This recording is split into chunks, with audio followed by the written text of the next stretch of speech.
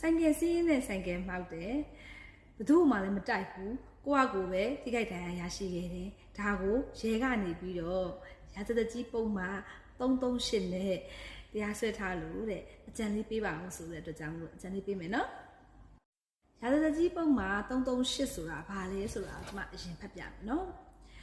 လူသက်ကိုဖြစ်စေတခြားသူ၏လုံခြုံရေးကိုဖြစ်စေဘေးဖြစ်အောင်မိသူမဆိုးအရန်တော်၎င်းပေါ့ရော့စွာတော်၎င်းပြုလုပ်မှုတစ်ခုခုကိုပြုလုပ်ခြင်းဖြင့်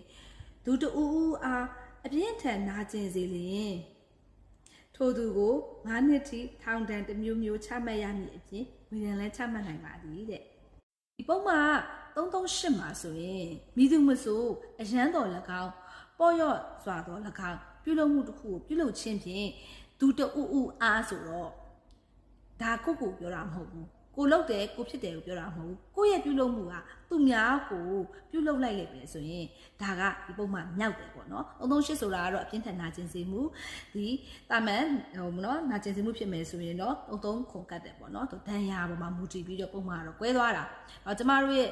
ဒီ definition ရဲ့ဒီပေါ့နော်ဒီပြဋ္ဌာန်းချက်ကိုဖတ်လိုက်ခြင်းအပြင်တော့ဒါက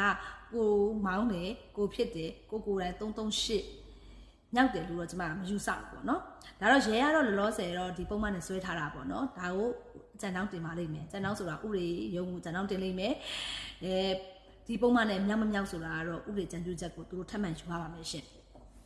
နောက်တစ်ခုကကျတော့ဆိုင်ကယ်မောင်းတယ်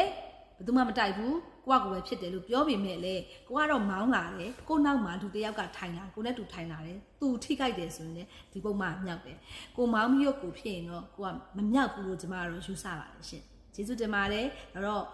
ကိုကလည်းရှင်ရှိရဲ့ဒီတည်တံ့ထပ်ငှားပြီးတော့ဒီတိုင်စာတိုင်ချက်တွေပေါ်မှာမူတည်ပြီးတော့ဒီပုံမှန်ညီစွန်းလားမညီစွန်းလားဆိုတာတော့ဒီတိုင်စာတိုင်ချက်တွေကိုတေချာဖတ်ရတဲ့ဒီကိုယ်တိုင်ပဲသိပါမယ်ရှင်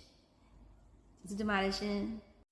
ဒီလိုမျိုးဆိုင်ကယ်ကွက်ကိုစီးတယ်ကွက်ကိုမှောက်တယ်ဘယ်သူမှမထိခိုက်ဘူးဆိုရင်တော့ညီစွန်းတဲ့ပုံမှာကတော့ရာဇကြီးပုံမှာနှစ်ခုကိုဖြစ်ပါတယ်ရှင်ဒီနှစ်ခုမှာကတော့မိသူမဆိုလူအသက်ကိုအန္တရာယ်ဖြစ်စေအောင်တော်၎င်းသူတူအားနာကျင်စေတန်လောက်အောင်သို့မဟုတ်နာကျင်စေတန်လောက်အောင်တော်၎င်းအရန်ဖြစ်စေပေါ့ရော့စွာဖြစ်စေအများပြည်သူဆိုင်ရာလမ်းမပေါ်၌ရှင်ကိုမောင်းနှင်လင်းသို့မဟုတ်စီးလျင်ထိုသူကိုနှစ်ထိထောင်နဲ့တစ်မျိုးမျိုးဖြစ်စေကြက်သိန်းထိဖြစ်စေဒဏ်ရလုံးကိုဖြစ်စေချမှတ်ရမယ်လို့ပြဋ္ဌာန်းထားပါတယ်ရှင်။ဒါကြောင့်မလို့တကယ်ညီစွန်းတာကတော့ဘယ်သူမှမထိခိုက်ဘူးပေါ့နော်ကိုကကိုမောင်းတယ်ကိုကကိုထိခိုက်တယ်ဆိုရင်တော့နှစ်ခုနဲ့တော့ညီစွန်းပါတယ်လို့တင်ပြအပ်ပါတယ်ရှင်ကျေးဇူးပါ